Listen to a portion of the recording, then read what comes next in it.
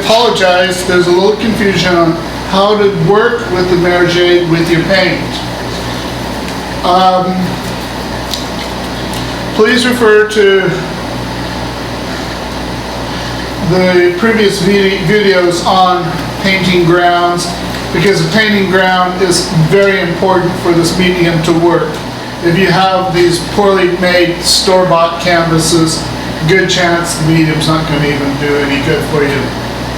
I hope that I can demonstrate this so that you can see this.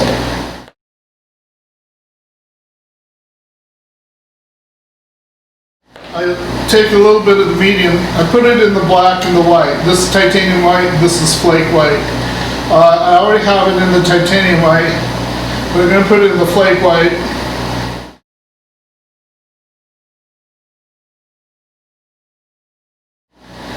And I'm going to put it in the black. So by volume it's about a third the amount, or dollop. And that's all up to you. You have to, the first thing to remember,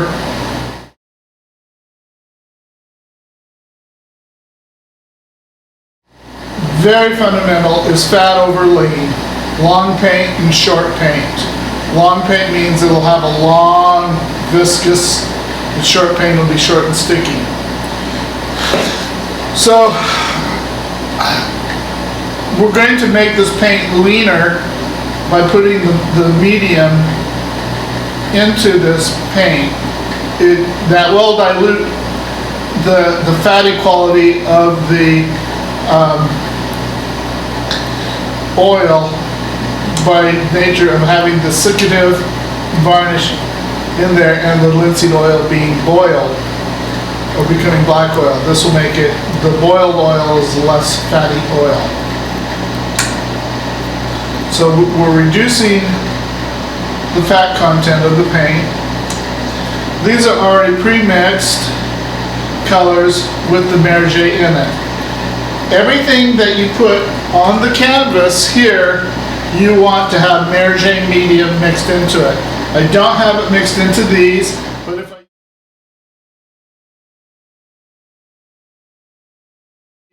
but if I use any of these colors, I want to make sure, separately, I want to make sure there's medium in there.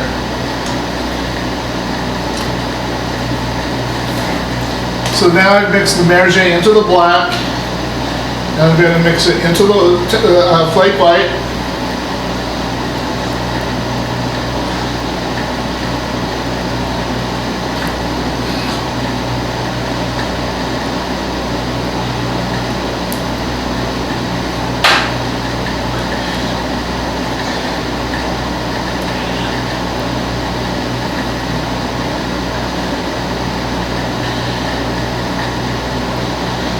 You can tell the difference between the flake white and the titanium white. The titanium white is a very intense, pure white, where the flake white is not quite as white, not quite as bright. It's more transparent. And there are times when you want a transparent white as opposed to an opaque white. I'm just experimenting on this. I'm not really much of a painter, but I'm just experimenting, trying to show you this. I want to play with my various whites, because I have a lot of white up there that I can play with. Even though that's white, it's the cloth is white, and you can see there's very little white actually in it.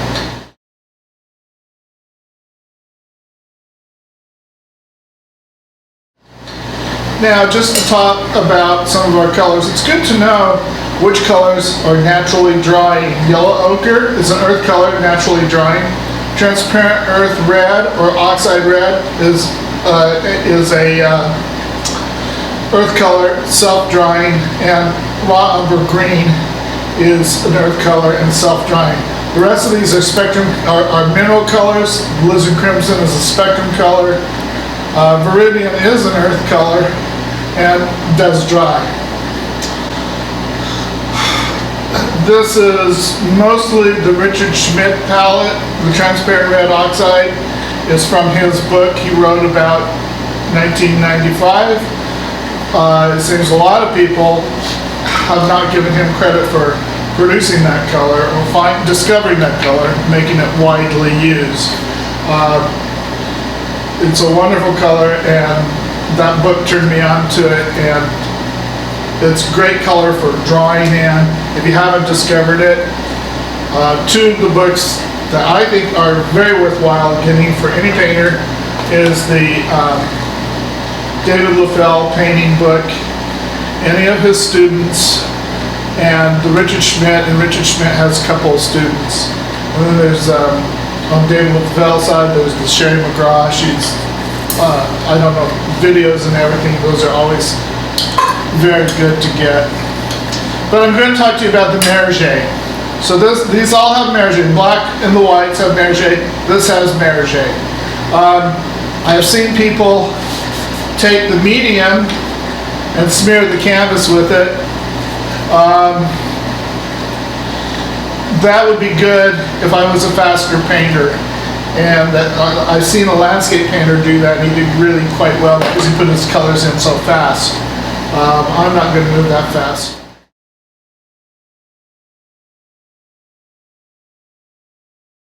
Also, this is turpentine, and I use the turpentine. This is the clean turpentine. This is the turpentine for cleaning my brush. So I use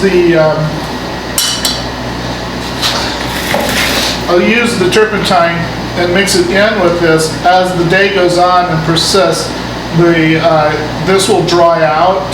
By tomorrow, this will be a lot drier. So you can add turpentine to your medium to help it flow as it dries. So now what we want to do is position this on the painting. And I think I'll do so with a raw umber and a black. And maybe just a little bit of the red. Give you a nice dark color.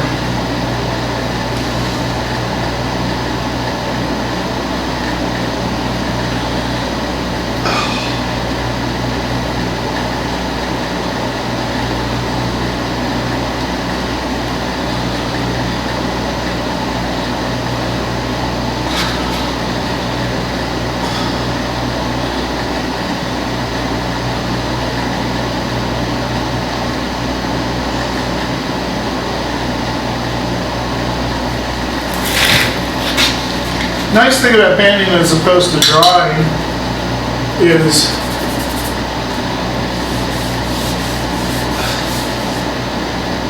you can kind of move things around by mass. It's like going in with charcoal.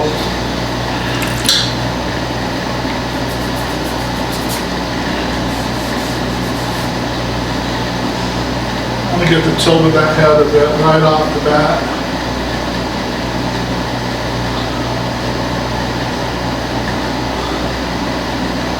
I haven't painted in several years, so this is like my first attempt. But I'm doing it just as a demonstration, so that you can see, again, lean paint.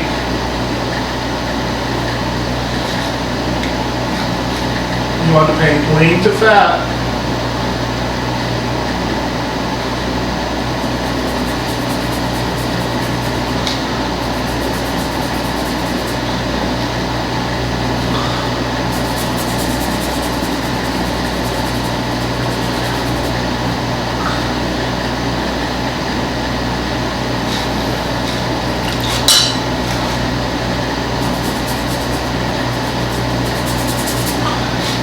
This is more akin to clay modeling than it is to drawing.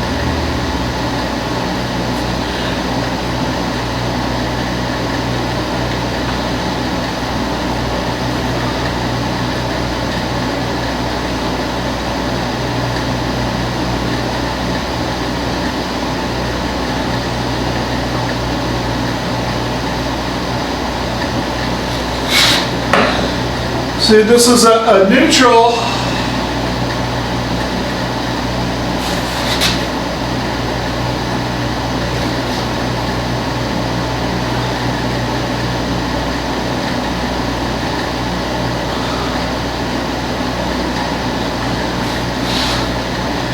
getting the position of the head. The ear is being pushed forward because the head's moving forward. So the ear is at the center of the head in the drawing. Here's the center of the head for me, and so the back of the ear comes to the center of the head, and the bottom of the ear is halfway up the nose. There, now we have the placement of the ear.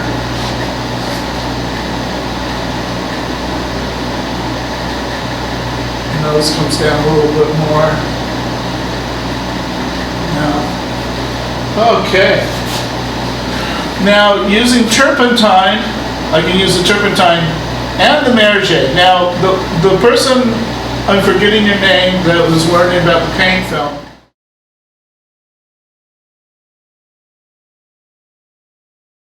You won't have a paint film with the Maroger as long as you keep the Maroger or the medium with the medium. The only problem where you have a film is if you painted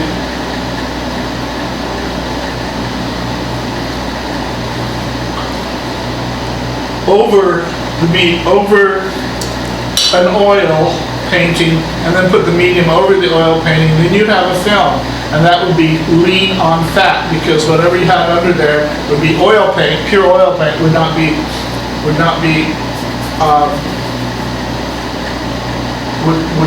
lean paint. It would be a fatty paint. The raw umber gives this early stages along with the transparent earth red, mixing it with the medium so that it flows, gives it a nice transparent quality for these early stages, keeps the paint very fluid. This goes over the shoulder, that goes forward, that goes forward. Okay, now I'm feeling like I'm getting a little more confidence with my drawing. Again, just washing at this early stage.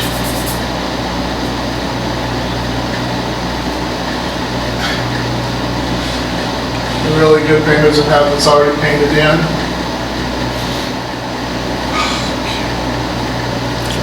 You see, I can correct it. This is just like clay. I can correct it and model it. Look how inaccurate I am right from the get-go.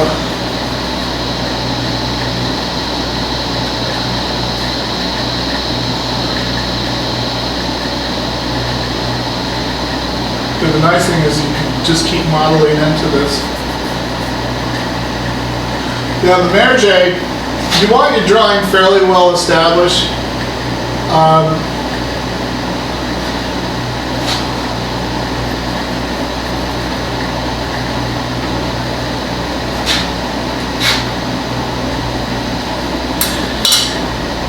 feeling it growing on me. All of a sudden I got lack of confidence.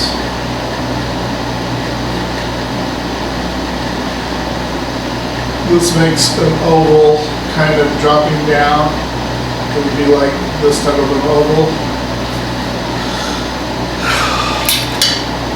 on an axis.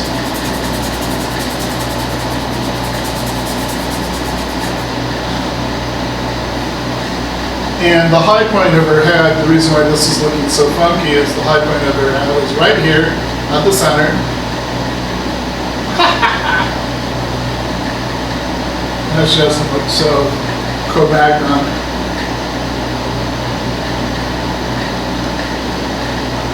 There, okay.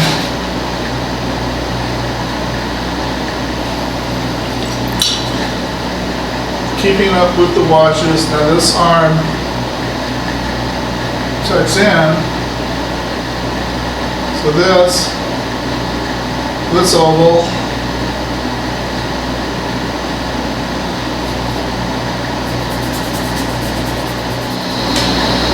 there.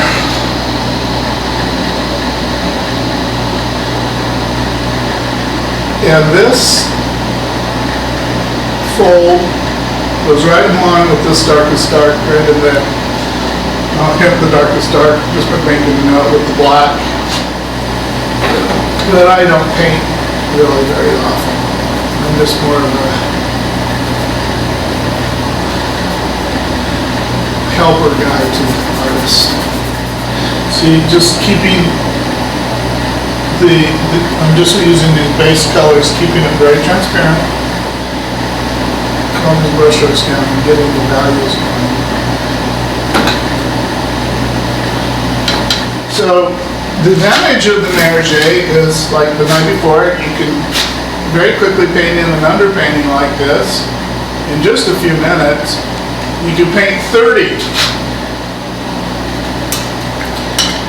Now I have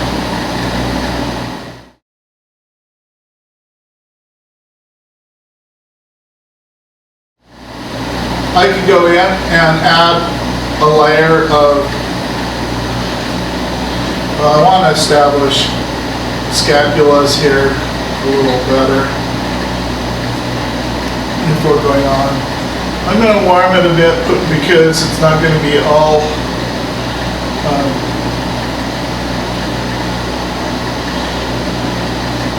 green shadows. We're going to have the flush tones up in here. So I really want to get these shadows. That's how you're going to make the back so it doesn't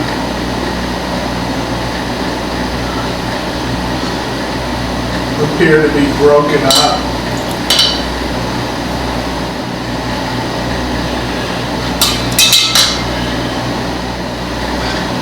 Now, when this is dry, it really locks in with the Maroger. So it's not so easy to pull off in the morning. Like this, using it like this. So now is a good time to do it because once it's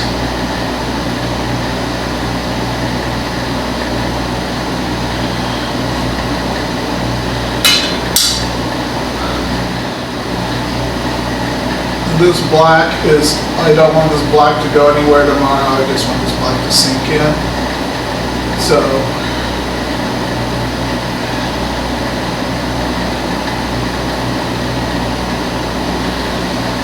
give time to calm these shadows down early on.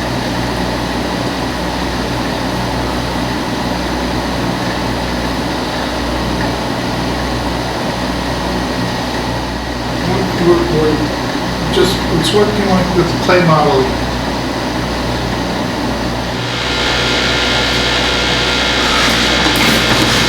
And the first thing I noticed this morning when I came in, the head's a little big. That's okay, we can fix that. But all the colors should be just fine. And this is hardened nicely.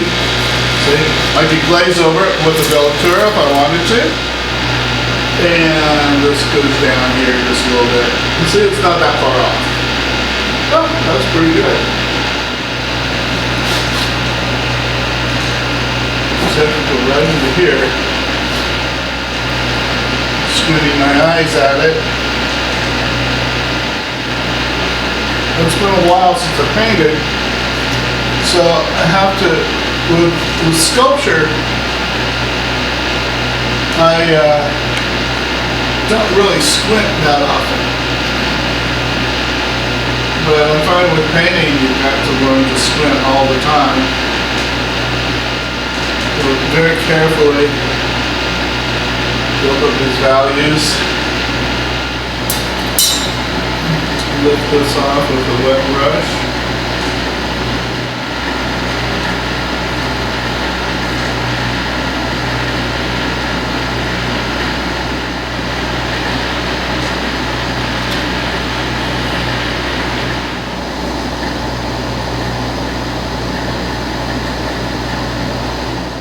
We did this just for the sake of demonstration. Now, this is I let it dry overnight, and I can put any type of, everything's dry. You see that if I wanted a thick brush stroke, it would be a nice thick brush stroke, and it would maintain the thick brush stroke, but it's rock hard. Now, if I wanted to maintain the gloss or build up the glossiness, then I could put a retouch varnish layer over this. Now, I make my own retouch varnish, and some of the books can tell you how to make the retouch varnish, but it's basically what they call it is the cut, and the amount of resin to varnish. Now, most of the varnishes made today, I believe, are turpentine, 100% gum turpentine with Damar varnish. And Damar varnish is very hard varnish, and you can layer this with the varnish layers and get a real pearlescent.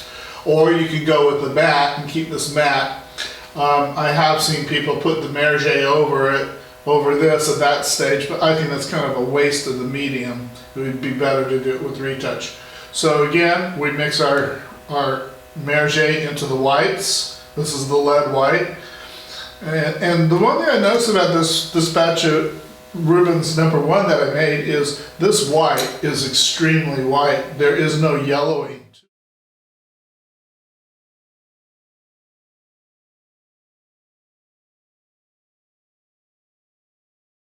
to it, and at least 1/3 is of the content of that white is Maroger. So it retains its whiteness. It's a beautiful little medium, and so I could squeeze a portion out and use it like an oil. You can use it like an oil medium, like you would an oil medium, except the only difference is it will tend to dry much quicker than the oil. Now, also, if you wanted to go in and smooth out some of the brush strokiness, then you could use an oil with the medium. But then it's gonna be, again, fat over lean. That's the rule of fat over lean. And you can go fatter, fatter, fatter, but you never want to do lean over fat. That's when you get the painting cracking. Okay, I think that should help you get started on using the medium. Again, I'm not like trying to show off that I'm a painter, because I'm really not much of a painter. I just do it on occasion. I did this just for demonstration purposes for you.